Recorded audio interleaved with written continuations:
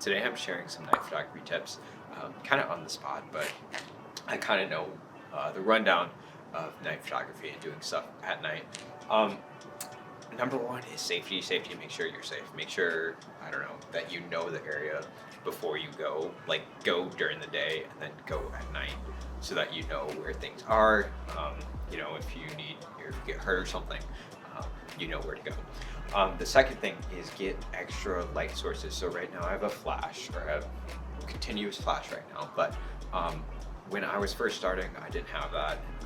It was hard to see stuff at night. You can use things like flashlights, and right now, actually, I have some of these bulbs right here. Some of these, I'll do a close-up, but that's also really good and useful. Another one is bring a tripod. Tripods are essential for night photography, long exposure photography, or really anything at night. Important that you get light or you get stabilization, because when you're doing night photography, it's important that you either get light or you get really good stabilization, because with something like a tripod, around the city or even in the suburbs, you can get pretty good shots with just the tripod and setting up for like 13 seconds, and you'll be able to get a lot of the light around the area. Another thing that I want to mention is using a lower aperture. So use a lower aperture so that you can get as much light in as possible. If you're doing things like star photography or astrophotography, I would make sure that you use a low aperture as well. I recently took a picture of the aurora, and I used a shorter aperture or a faster aperture, because that allowed me to bring in more light in my image. Right now, I believe I'm probably at like f5, pretty low for this lens, and that's why you can see the bokeh in the background. That's how you get the bokeh in the background, is a low f-stop number or aperture number. Okay, I just remembered two essential ones. So the first one is to shoot in RAW, shoot in the best quality that you can on your camera. Some cameras might not be able to do it, but most cameras can. I think even iPhones can do it now. RAW basically is a larger file type. It's not a PNG or a JPEG. It allows you to retain a lot of the information that you wouldn't get in a JPEG, and once a JPEG is made, it just compresses everything, and you're not able to edit it afterwards.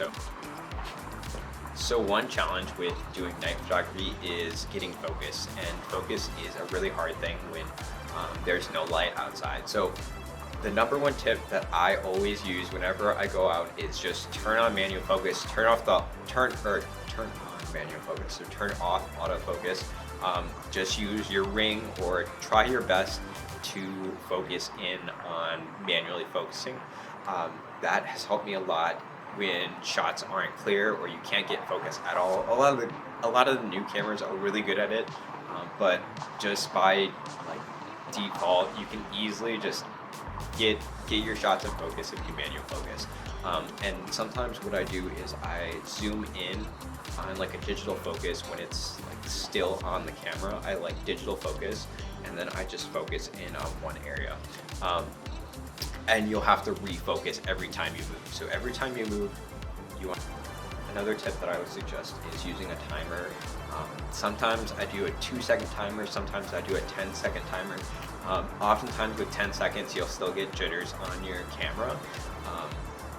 But with a 10-second timer, I usually do that when I'm like very tired and I don't really I'm moving too much, and I just really need the shot. So that's just one way that you can make sure that you don't get a shaky shot when you're taking photos. So I would like to mention right now I'm using a free world monitor to see myself on the camera, and that brings me into the next tip, which is use the histogram. So the histogram is this very, very useful. So the histogram's really useful for seeing if your shot is even exposed correctly, because sometimes when you're looking on camera at night, it's really dark and you don't know if things look good or not. But the histograms will always help you when you can't see anything. It'll show you. There's a video on it, but try and use your histogram when you're doing photos.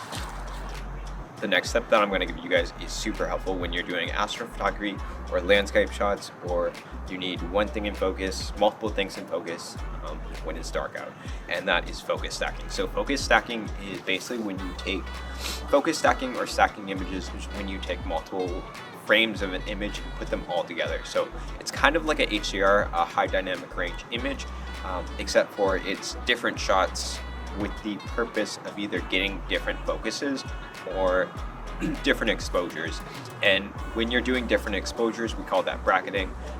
Different exposures, there's a normal exposure, a underexposed image, and then an overexposed image, and that is bracketing. So try those different things out when you're doing photos.